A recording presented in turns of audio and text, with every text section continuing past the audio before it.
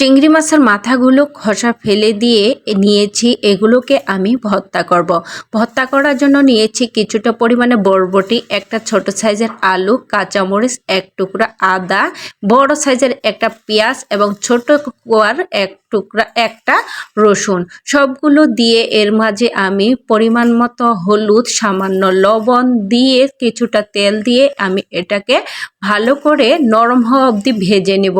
Trust me, এই ভর্তাটা খেতে এত পরিমাণে মজা লাগে। আর আমি এই ভর্তা দিয়ে এক প্লেট ভাত খেয়ে নিয়েছিলাম। অন্য সব তরকারি খাইতে তো আমি ভুলে গিয়েছিলাম।